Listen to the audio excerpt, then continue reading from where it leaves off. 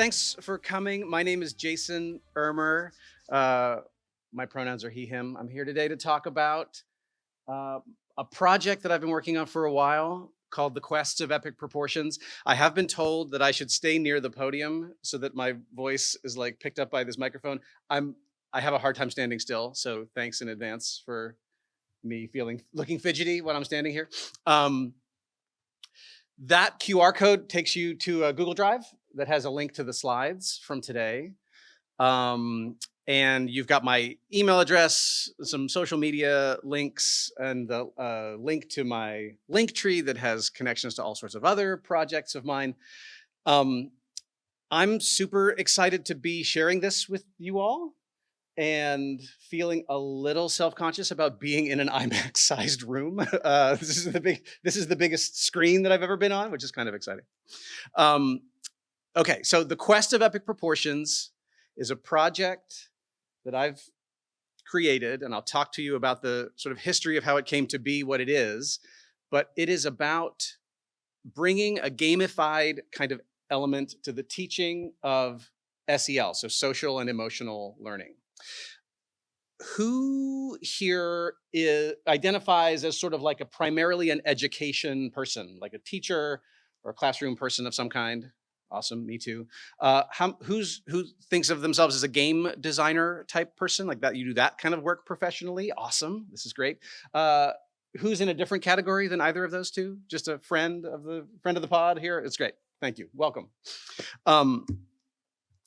Here's the plan for our hour or so together. I'll tell you a little bit more about myself just to kind of set the stage,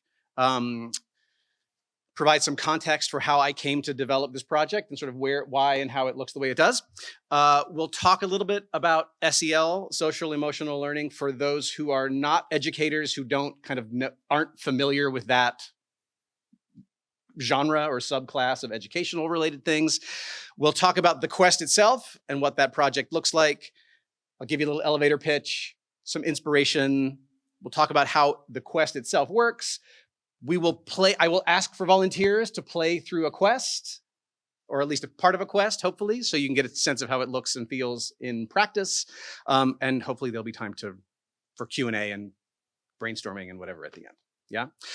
The stuff on the pink box is just me. I'm a math teacher. I've been a math teacher for going on 25 years now, and I just can't resist putting stuff on the side over there. If I were in a classroom, I call those the sideboard puzzles, as though, I've got the main board right here behind me, and if I had on the side like a little extra sideboard, I always have a couple of puzzles over there for people whose minds want to wander, or someone who wants to just have something to chew on later this evening. Those have nothing to do with the presentation today, but there are a couple of fun problems if you are that kind of a person. And I am, so I always share that with people. Anyway, by the way, if you find yourself that your mind is wandering in such a way that you realize this presentation is not what you thought it was going to be, or you're not interested anymore, please feel free to go and find another option that better aligns with your goals for yourself today. You won't hurt my feelings if you leave to go and attend some other part of the conference today. That's totally cool. Okay. A little bit about me. My undergraduate degree is in computer science. I worked in the tech industry for a couple of years and didn't care for it. At the end of the late 90s, the tech bubble, kind of living that Wolf of Wall Street life that was not my speed, and I changed careers and went into education and have done so for the last almost 25 years. I've been a math teacher mostly. My K-12 experience is with the middle grades. Anybody a middle grades person? Middle school? Where are my middle school people? You probably wouldn't have needed to raise your hand, because middle school teacher, I know middle school teachers. We probably would have been able to identify ourselves if we would have had a chance to chat for just 10 minutes.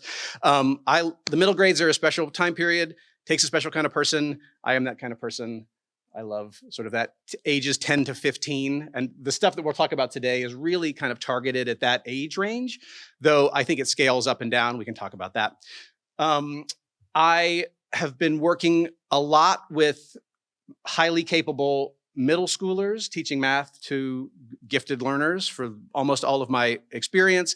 I took a piece out in the middle, and I worked at the University of Texas to do pre-service teacher education. So these were students who were getting a major in mathematics and then learning how to become math teachers. That was a really fun experience and gave me a different take on working with teachers and kids. And my whole jam is about inviting a sense of play, inviting curiosity into the math classroom, into the classroom in general.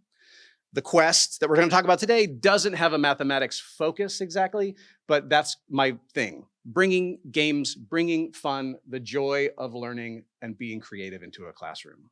I am a middle-aged nerd, and so my point of reference includes like this here. I'm trying to capture in a slide like kind of who I am as an educator, who I am as an adult, because of who I was as a middle schooler. I think the stuff on the left, sort of the literary interpretation of my background, The Hobbit, and that sort of adventure tale. I love the choose your own adventure story book genre, the game book genre, of which I have a couple of examples here. I've been collecting them. You go to Half Price Books and I look for them every chance I get. They've got the new versions. There's like they're republishing them, which is great. I like the old ones from the 80s. Big Dungeons and Dragons fan. I like that collaborative storytelling, the sort of narrative storytelling. The Dark Crystal. I've done this presentation a couple of times recently with people of varying age ranges, some of whom don't know and have never heard of the Dark Crystal, which is deeply saddening to me. If you are not from, do you know that? Who doesn't know the Dark Crystal? Has anyone never heard of it? It's, okay, I'm giving you a homework assignment to go and check it out. It's a Jim Henson operation. So think puppetry, think Sesame Street, think The Muppet Show, but like darker and weirder and more like for grown-ups in the most wonderful way. The Jim Henson exhibit, there was a Jim Henson exhibit that came to Mopop several years ago, and they had like the number of selfies of me with like Agra the puppet. It was just, it's too many. Anyway, the other thing on that side is Zork. Do you know Zork? Anyone know Zork? Okay, got a couple of people. Thank you, nerds. Thank you, middle-aged nerds. Zork is one of not the first game, but an early game in the text adventure genre where you are typing commands to the computer. Go north, take axe, open door, throw axe at lizard. Like you're typing commands and the game is responding to you and you go on an adventure, but it's all based in text. So it's all happening in your mind. Like very arresting to me as a kid. So this is sort of my 80s middle schooler kind of inspiration board here. And you'll see some of these things showing up in the work that I do now, including the quest. Other things that are sort of my thing, just to kind of flip through my resume, just for another 2 minutes. The Arithmetiquities is my take on the Lord of the Rings. My Lord of the Rings spoof smashed up with a math curriculum that I wrote where the story of the quest of our heroes unfolds over 36 serialized chapters, and each chapter is like an algebra story problem on steroids. And they each tell this, they together tell the story of our quirky band of heroes. In the math department, I am a big escape room fan. So, and if educators might be familiar with Breakout EDU, which is an organization that tries to take math lessons or whatever lessons across, mine are math based, but there's Breakout EDU serves teachers of all sort of subject areas, but bringing in escape room elements to kind of increase engagement. I am, the Dungeons and Dragons part of me has turned into, I've turned that into writing like adventure modules that bring together that kind of shared collaborative storytelling, but with less of the kill everything that you meet kind of vibe, right? So this is more about helping people who are in need, collaborating with your team to help the town, in a way that you don't have to just chop everything that you meet, which can be a feature of Dungeons and Dragons games sometimes. I've taken my own stab at writing the classic text adventure where you type commands to a computer and it parses your text and responds to you.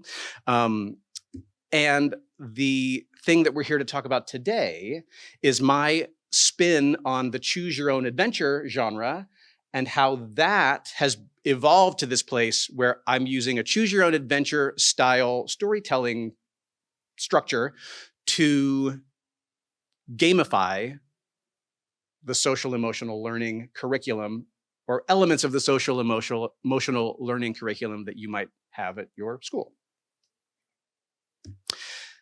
For those who are not in the teaching area, social emotional learning is curriculum or activities that teachers might do with their students, sometimes in a content-based classroom, like in a math classroom, sometimes in a more kind of general space, like an advisory classroom or a homeroom or something like that, where the goal is to help young people develop those interpersonal skills. So this is a quote from CASEL, which is an organization that is focused on exactly this kind of learning and education, that SEL is the process by which we help students to gather up those skills that are about developing a healthy identity for themselves, developing empathy, learning how to disagree agreeably, learning how to be good active listeners, learning how to share the spotlight, sort of develop compassion for people who are different than themselves. So it's all of those skills that I think are extremely important. We're not going to make this a political conversation today, but I think that I've been thinking a lot about this since the election a week and a half ago. And I think that these skills are skills that we want to be developing in young people. The skills of active listening and seeking common ground with people that disagree with them, and disagreeing agreeably, and developing compassion for people who are different than them. I think that this kind of learning has always been important. I think it's important now. I think it's going to be important going forward. I am going to retire in a world where my students are going to be in charge. And so I want my students to be developing the skills that they're going to need to tackle the problems that we're going to be facing as we go forward as a planet, right? The trick, as I discovered, is that SEL curricula sometimes include components as methods, like as activities that you might use to teach kids, where you talk about what it means to be an active listener, or you talk about what it means to resolve a conflict. And often, like, there are role-playing scenarios that you might invite your students to participate in. So you hand them a card, and get with a partner, and you and your partner are on a science project together, and one of you wants to make a PowerPoint presentation to explain your results, and the other person wants to make a trifold poster to explain your results, and you disagree about how to present your results. Work it out.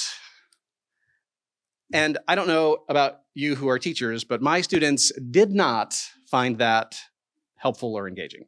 Like, everybody, like, they rolled their eyes, I'm rolling my eyes. I'm like, this is not, I've seen it happen. I've seen that conflict happen in, like, science group partnerships. But when I'm trying to bring that role-playing scenario to a classroom that's not the science classroom, this is not a real conflict that two students are having. It's a made-up conflict that two students are having. Nobody thought it mattered. It didn't matter. It's not real, right? And so I was hungry for opportunities to teach the social emotional learning skills, like managing that conflict, resolving that conflict, but in a way that made it real and mattered and meaningful to the young people who were, like, engaged in it. If it happened in my math classroom, then we could do it. But if it didn't, if I was trying to teach a lesson about conflict resolution in my advisory class, it wasn't working. It didn't happen because kids it wasn't real for them. Enter the quest of epic proportions, which started out as something different and grew into an opportunity to have these conversations with kids for real. So here's the elevator pitch for the Quest of Epic Proportions. A Quest of Epic Proportions is a cooperative game about negotiating and making group decisions. It's set in a fantasy world. So here's middle school Jason, like coming fast forward to like today, right? It's set in a fantasy world. Players are taking on the role of adventurers in this fantasy scenario. Each chapter of the game presents a choose your own adventure sort of story and scenario where teams encounter things in this game world and they have to reach consensus about what to do. They've got a shared pool of supplies that they have to decide how to use and how to allocate so that they can take advantage of opportunities and avoid disasters, and like how does this go forward? And the thing that I discovered is that these situations were also not real. Just like the science project example is not real. Like there's not really a science project happening. And so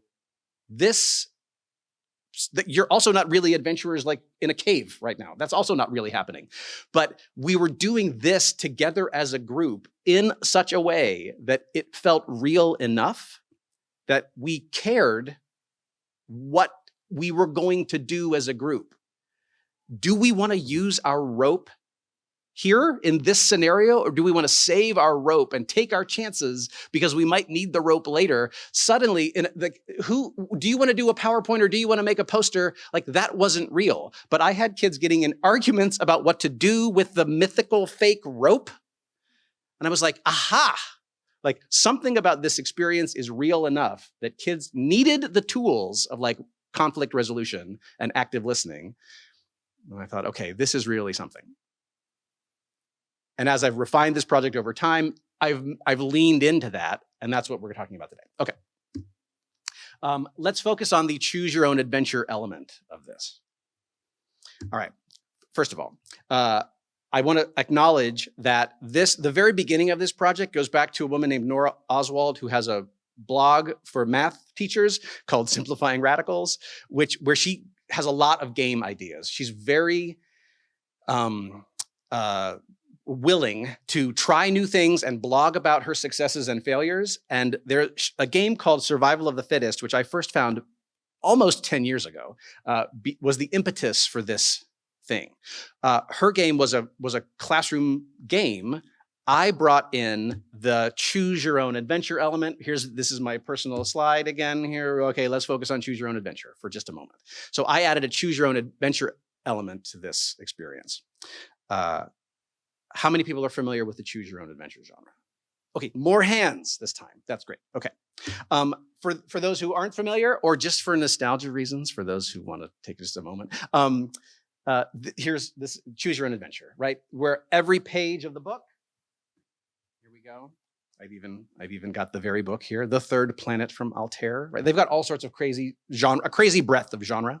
So a sci-fi one, you change course. Something has happened already in the book, I don't remember. You change course and begin to chart a more indirect route to Altair. The antimatter effects subside. All systems return to normal. The captain stirs as if awakening from a long nap. Are you all right, Captain, you ask. You, by the way, are always the protagonist of the Choose Your Own Adventure books. You are a character in the story. Okay, so are you all right, Captain, you ask? He smiles at you, but there's a strange look in his eyes. Set a course for Deneb 5, ultra hype, he says in a monotone voice. But what about our mission, you say? That's an order. I sense an alien presence among us, Dr. Vivaldi says. It must have lodged itself in the mind of the captain and be gaining strength. You must act. And then at the bottom of the page, there are options for what to do, right? Do you follow the captain's orders? If so, turn to page 12. If you do not obey the captain, turn to page 22. What shall we do?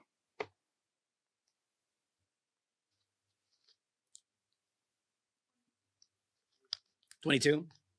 Do not obey the captain. Anybody want to obey the captain? Nobody. There's a lot of head shaking. Like, okay, that was easy. This, sometimes one of the things that, forget about the Quest of Epic Proportions for a second. Doing like a read aloud with a room full of middle school kids of just a plain old text adventure book like this. First of all, all of the middle school kids would also choose not to obey the captain, but but even just this moment, right? Like deciding now as a group, do we want to do option A or option B? Like there's an opportunity to like have a discussion about what's important to you. Let's see, you do not obey the captain, turn to page 22. You point your mini laser at the captain. Since your conduct violates our orders, we are required to confine you. You tell him, you march the captain to his quarters and lock him in. Okay, and so on. Right at the end of that page, there's another option that you can pick, and so on through the story. Okay, super fun, very engaging to me as a young person. A lot of like, you know, like stick your finger in the book and then see what happens on page 22, and then immediately go back and choose the other option if you didn't like it. Okay. You can sort of, you know how people are familiar with this genre. Journey Under the Sea, we can skip that one. Do you know Give Yourself Goosebumps? I was a child of the choose your own adventure book genre. I had aged out of Goosebumps. So I was not a Goosebumps kid.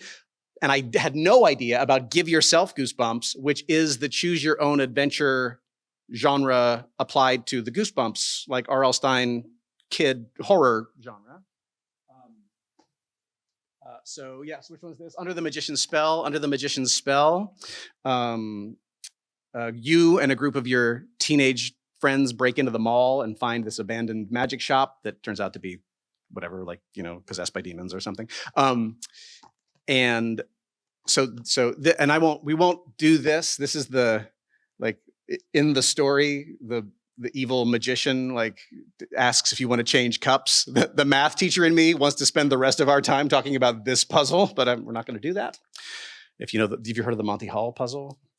Where you were like, let's make a deal. Do you want to switch doors or stick with the same door? That's what's happening here.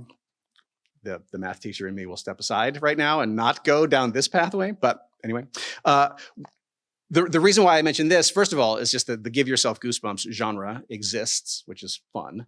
But in this book right here, which is called Into the Jaws of Doom, when I found this one, it has this extra added element that I thought was interesting. So I'll show you a couple of examples of what that looks like. As you go through this book, you find a chemistry set and you have options about, do you want to make a smoke bomb, a stink bomb, or a noise bomb? And depending on what your decision is, you go to different passages next in the book. And so now you've got like an inventory system where later in the book, you'll come to a page that asks you, do you have a smoke bomb? Like, did you follow the smoke bomb path to get to this page? Here's an example where you can see the two text options at the bottom. Do you have a compass or not? And I thought, ooh, that's a cool like wrinkle to the choose your own adventure thing, where not only are you thinking about how the story unfolds as it goes forward, but there's like a history piece. Like, did you pick up the compass when you found it? Or did you even go down a path that put you in the compass room where you could have picked it up? And if so, you can take advantage of this option. And if not, you can't. Okay. So choose your own adventure, this like inventory system, all of these pieces are going to come together in a minute. Plus, game design type people, others too, might be familiar with this tool. Have you heard of Twine? Twine is an open source markup language, not really a programming language. It's got some very sophisticated features to it. I guess it's more markup language than programming language. But the point is this, it's a very easy way to create HTML-based hypertext choose your own adventure style things, where instead of turn to page 15, you can very easily link together passages of text and hit the publish button, and you render it to a set of HTML pages where the links are all clickable links. So now the pages are linked and you can click through without having to turn to page 52. You just click on the link and you say, or disobey the captain. You click that link and it takes you off to that passage of the continuum of the story. So there's this technologically enabled way of doing the same kind of thing, the sort of path through the story based situation. Okay. The Quest of Epic Proportions is my sort of smashing up now of all of these ideas. There are two available. and these are available for free, linked through if you go back to the Linktree link that I put at the very top of the thing, this is available for teachers. I do love an alliterative title. So the two quests are Mausoleum of the Murmuring Mummies and Atelier of the Ancient Automatons. And each one of these is a 5-chapter story where the adventure unfolds, and they've got this SEL focus. We'll talk about what that looks like in a second. Okay, so here we are back to the elevator pitch. Let's focus on the cooperative game about negotiating and making group decisions, where teams encounter scenarios. And the other piece of this puzzle is that they've got a shared pool of supplies. Okay, so.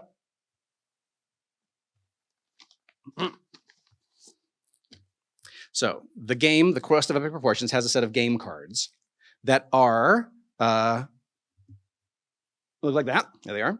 And they're like, there's a standarding set of adventuring supplies. There's the compass, right? There's the lantern, there's the rope, there's a shovel, you get a first aid kit, food and water, things like that.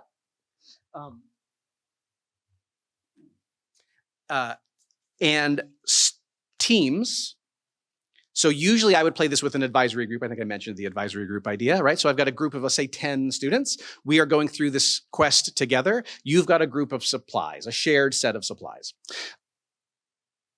Different schools that I've worked at where I've done a quest like this have done things in different ways. Sometimes at the start of a quest session, I'll just deal you a hand of cards, 10 random cards, and these are your supplies for the thing. One of the schools that I worked at used the supply cards as like an incentive system.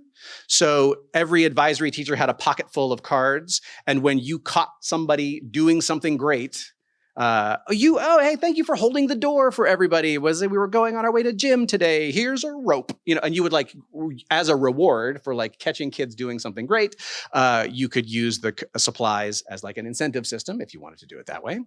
And those kids would then they would gather supply cards from their daily life and being good citizens around school, and they would come together as an advisory, and then they would pool that set of supplies. I got a rope this morning for Mr. Ermer, and we have this pile of supplies now. Okay.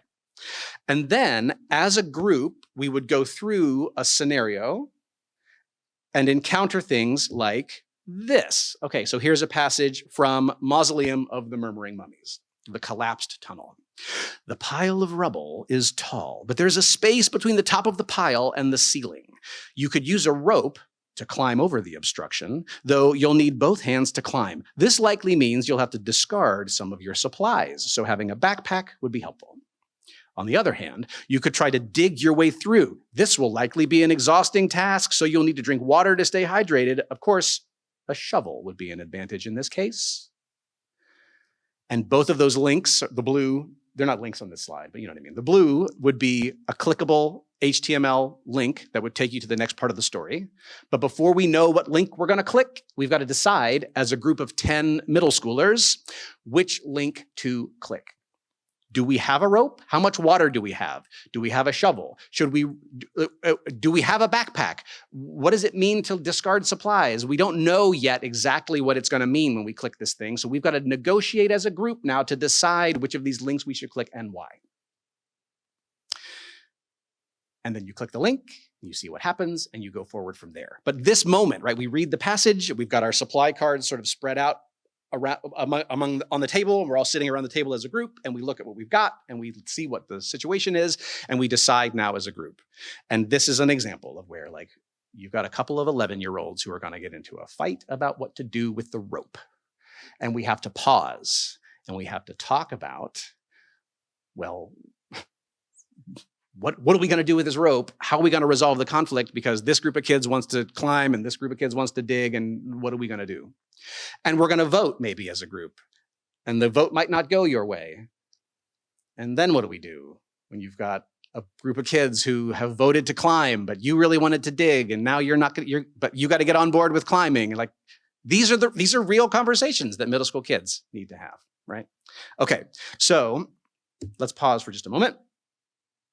I'm going to do a teacher thing. Would you see, if you're sitting near somebody, would you turn and talk to a partner about what skills might students build or need to get through or to handle a situation like the one that we just described. That we're in this situation, you've got a shared pool of supplies, you're a room full of 11-year-olds. What sorts of social and emotional skills do you think might come into play at that moment? Talk to a partner just for a minute. Who had a conversation that they'd like to share out, something? What sorts of skills come to mind when it comes to the scenarios, that everything we've talked about so far? Somebody shout at me. Managing disappointment. Managing disappointment and frustration.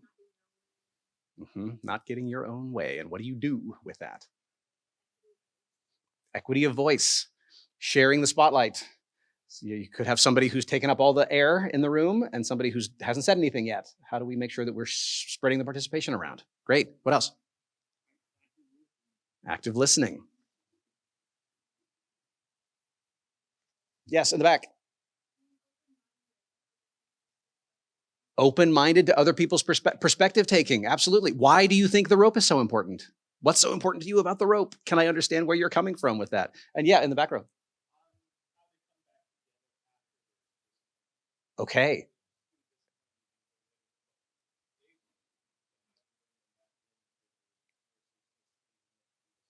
Okay, right. So somebody's got big feelings about this. Rather than leave them alone or have them feel on the outside, how do we bring that person back into the group and make them feel like a part of the group again, even though the things haven't gone their way?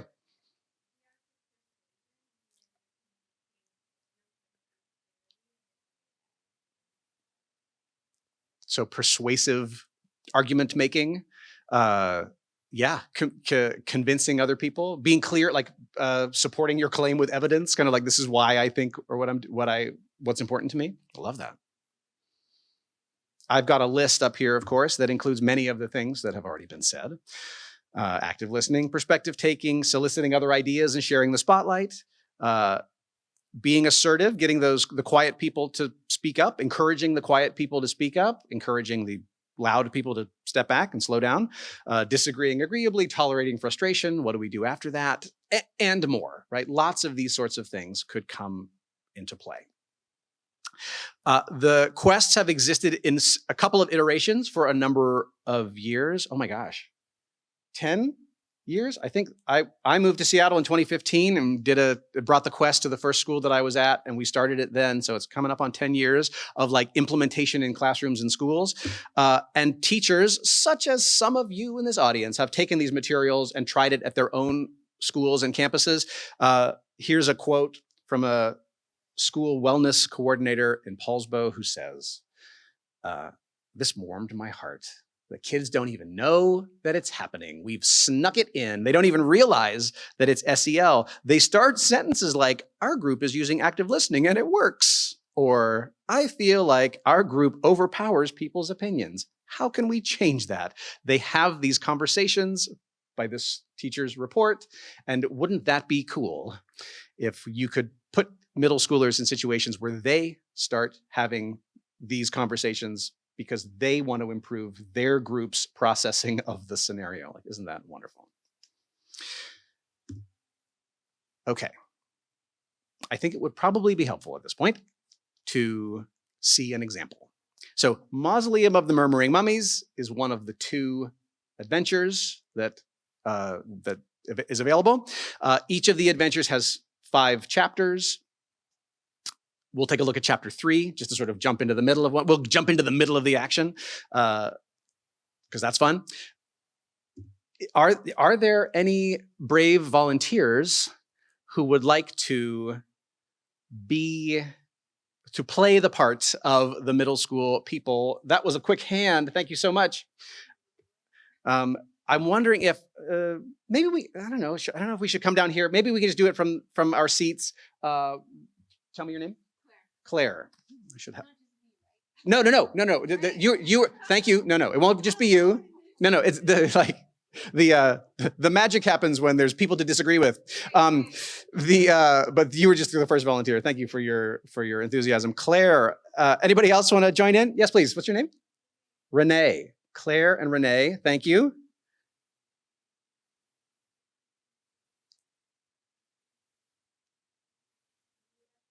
Teachers will recognize the wait time that I'm doing right now. Yes, can we get, let's see, can we get a team of 4? We've got Claire and Renee. Any other volunteers? You don't even have to leave your seats. Thank you. Megan. Claire, Renee, Megan. Oh, we'll have a team of 5. This is great. Yes, sir. Curtis, Megan, Curtis, Renee, Claire, and Josh. Josh, Renee, Megan, Curtis, Claire. I'm probably not going to be able to do that again, but we'll try. Okay, here's our team of 5. Can we get a round of applause for our team of 5 adventurers? Thank you very much. Okay, the team task to begin is about supplies. So normally in a quest, as I mentioned, either you might have had your middle school day and you come to advisory and you've got pockets full of cards because you've been great citizens all over campus today. Or it could be that at the start of a lesson, I will just deal you a hand of cards to sort of to jump us right into the negotiating part of the game. I will give the team 1 food card, 1 water card, and 1 talisman, which is a special card for the Mausoleum of the Murmuring Mummies. I tried very hard. You may remember that my thing from before about Dungeons and Dragons was, I don't want you to have to kill things. Can we have it not be about killing things? You will encounter, you may not be surprised to learn, you will encounter mummies in the museum, the Mausoleum of the Murmuring Mummies, but you don't kill them. No, you can't use a shovel to decapitate a mummy, though that's a great idea. No, the talisman is your protection against the undead.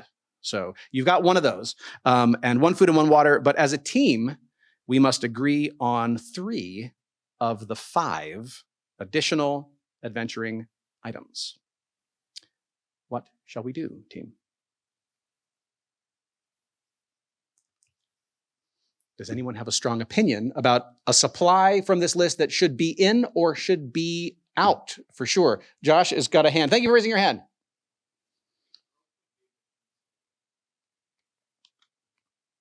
A rope. I'll do some revoicing, so for the microphone purposes. So a rope would be a good thing to start with, says Josh. Great. Okay. Good. That's fair. So by the time you get to chapter 3, you would know sort of what's happening, right? So as the game progresses in sort of choose your own adventure story format, you'll encounter a piece of text, you'll have some options, and when you choose to go down a certain path, you have to play the card that you choose. So for example, when you get to the first chapter, you start in the town and you meet your kind of benefactor who's a sort of absent-minded, nutty professor type who works at the local university, and he hires you to go out to the mausoleum, and you go to the mausoleum, and the first thing you have to do is get in. And if you have a shovel, then that's good, and it makes it easier to get in, and if you don't have a shovel, it's harder to get in, but you have to play the shovel to get in. And kids will complain about the fact that, like, I could use the shovel to get in, and then I would still have the shovel. And it's like, yeah, but it's a game, and to use it, you got to play the card. So get into it. So it'll be stuff like that. So you'll encounter scenarios as the game goes along, and if you've got a rope, you can use the rope. If you don't have a rope, you can't use it. Like, you have to say yes or no to a question. Do you have a rope or not? And up until this point, there's a moment in chapter 2 inspired by the golden idol scene in Raiders of the Lost Ark. The beginning of Raiders of the Lost Ark, where you have to like trade. So you'll encounter things. You can take the golden statue, but you have to leave behind another piece of your equipment. And if you do that, then great. And if you do it wrong, then poison darts shoot out of the walls and things like that, right? Your team has a health score. You've got a vitality score of 10 points at the start of the game. Is this helping? Claire, to sort of clarify? Great. So this is, thank you. No.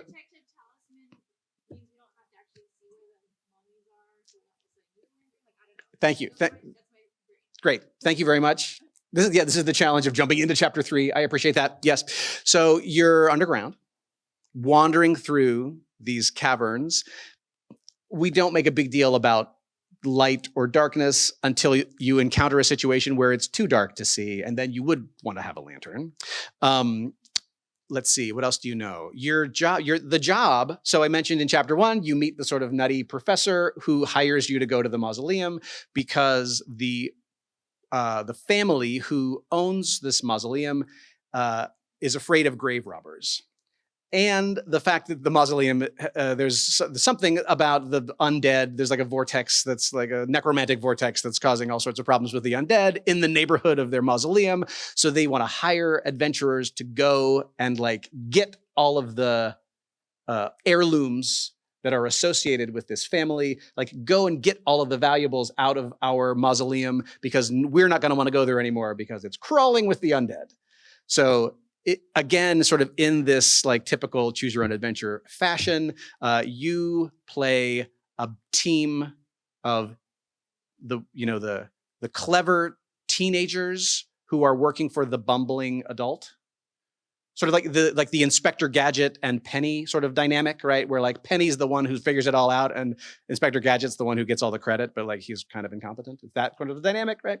So you're crawling through the mausoleum trying to collect the heirlooms from the Zaman family to bring them back to the library. How am I doing? Great? Okay. Yeah.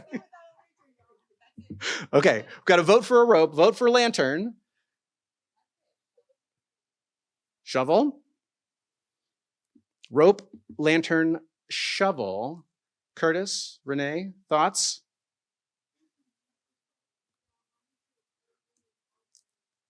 Okay, that was easy. Rope, lantern, shovel. Of course.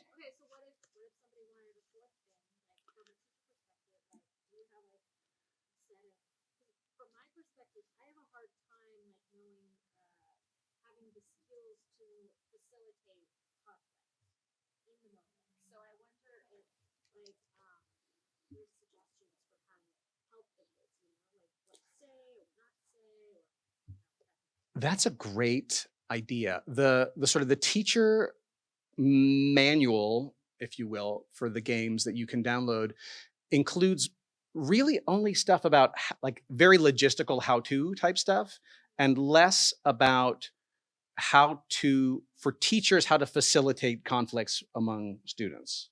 That's an interesting component that might be worth adding. I think I have imagined that my audience is mostly classroom teachers for whom these sorts of conflicts between middle schoolers come up. And so this would be that all of those skills would come into play for a situation like this. But I like the idea of having sort of a top 10 list or a list of 5 like suggestions for how to navigate conversations like that. One of the things that I know is included that does come up that I gave some advice about was that so this game is designed to be played by individual advisories. And so, for example, I was on the 6th grade team and there were 4 different 6th grade advisors and every advisor had their own group who was going on we were all playing the quest at the same time, but each group was having its own experience of the quest, making their own decisions. And that started to get competitive between advisory groups. Like, we found the golden statue and you didn't find the golden statue or whatever, right? And so I do present some advice that this is not about competition between groups. This is about we're all going on the quest. Your group's experience is unique to your group. Because I know that sort of intergroup conflict came up, but I don't have much advice for teachers. That's good. That could be a cool addition to the materials. Claire?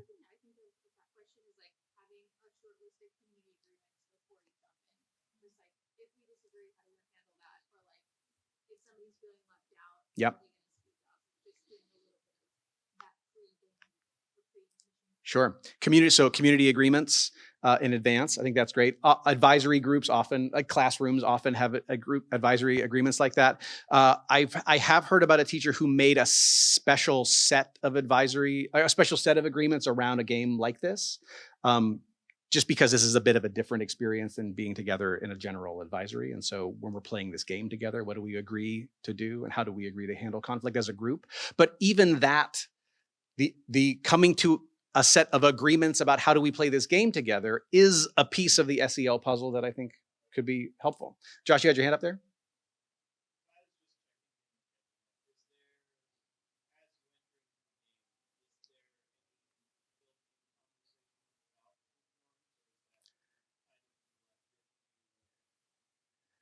Yeah, the game doesn't have entry material built in about group norms, though I like that. I think that including something about that explicitly would be very helpful. The game, each chapter does end with a reflection question. So we'll see that, we'll get through this chapter and we'll take a look at it and we'll see. So there is a sort of a group processing question. How did we do today at disagreeing agreeably? What helped us do that well? Where could we continue to grow as a team around things like that? So there is sort of the post-processing, but I like the idea of having some kind of pre-processing, a pre-processing piece built into the materials. Did you have a thought? Yeah, so presumably the game is going to introduce some conflict, but do you ever run into a situation where you feel like you need to introduce conflict?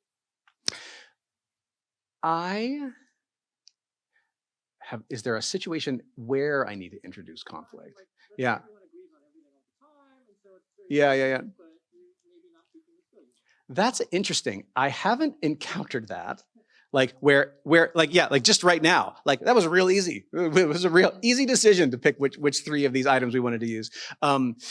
If my advisory were to just sort of coast through, like it was everything, all these decisions were easy and nobody ever disagreed with anything. That would be a very rare day in my middle school classroom, I think. But the first thought that comes to mind is that like what I would probably do if I wanted to push a little bit would have to do with like doing that teacher thing around like engineering a random outcome that wasn't actually so random after all. Like this is making me think about like you've got your popsicle sticks and you're pulling popsicle sticks out to decide which kid I call on, and I pull a popsicle stick out and I don't say the name that's on the popsicle stick because nobody looks at the popsicle stick but me, right?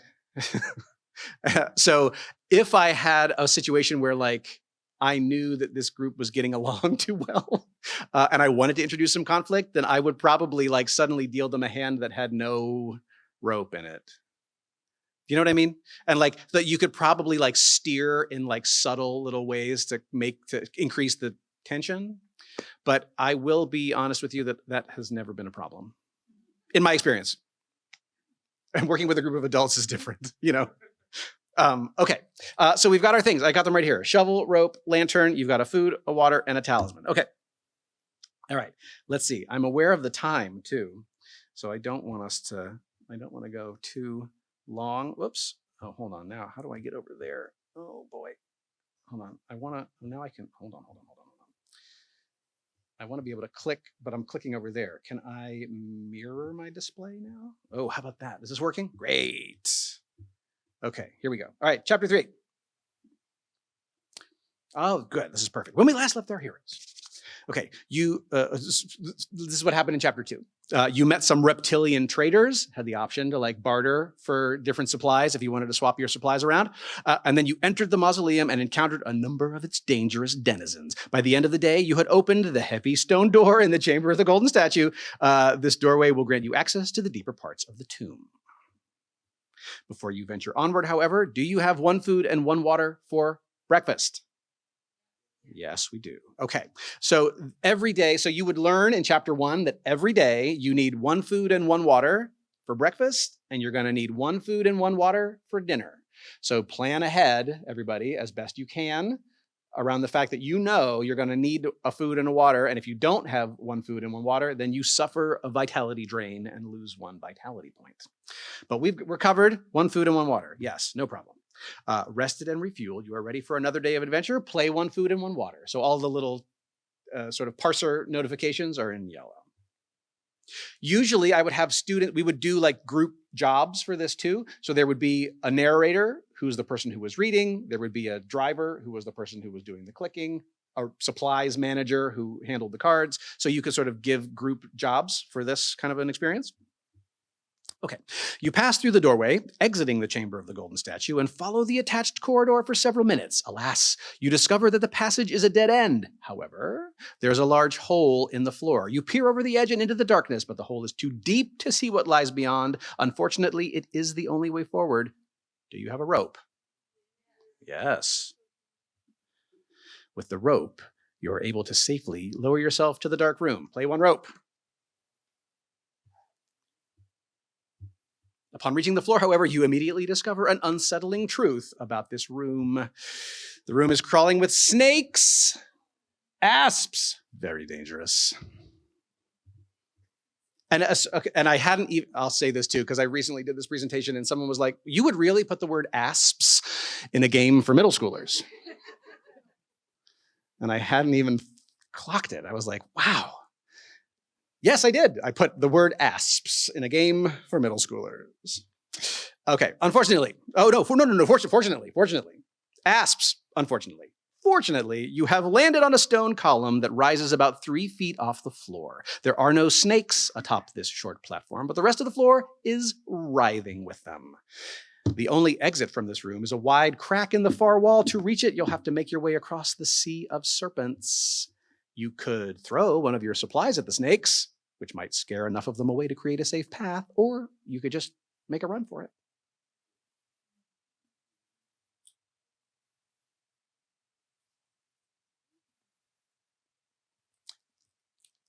Hold on for one second, Josh. I'm aware of the time. This talk is supposed to go until 1:55, and it's 1:56. Let's resolve this conflict. And then we can pause for questions and answers. And I'm happy. I'm going to be around this afternoon. We can keep talking. Josh, thought? We've got a shovel, a lantern, food, water, and a talisman. Megan, did you have a thought?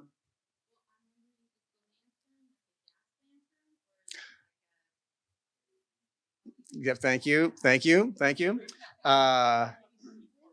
It's solar powered. Sorry. No, I'm kidding. No, I know.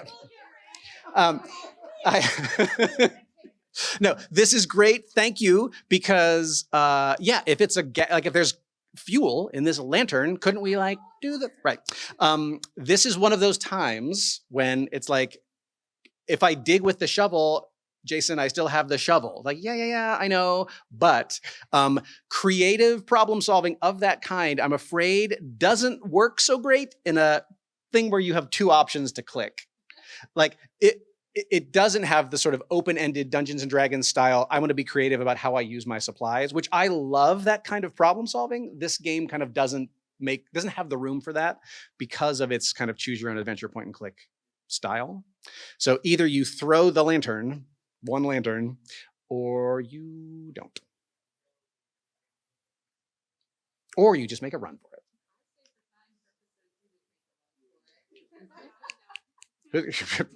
Josh does whatever. I mean, what are we going to do?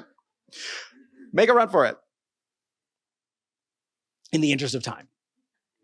Guess what? You make a run for the crack in the wall, but of course, the snakes are pretty upset about getting stepped on. Decrease your vitality by 2. Oh, nevertheless, you make it to the crack in the wall and squeeze through. You've entered some kind of a storage room full of clay jars, and now the team has to decide how many jars they want to open. And some of them have got great stuff inside, and some of them have got bad stuff inside. And there's you can open as many as you want, or none at all. And this is a room where, if we had more time, we could really get into the decision-making kind of thing. But I'm afraid, believe it or not, we've been doing this for an hour. I will put my presentation back up here because my final slide has my contact information again. Is that working? There we go.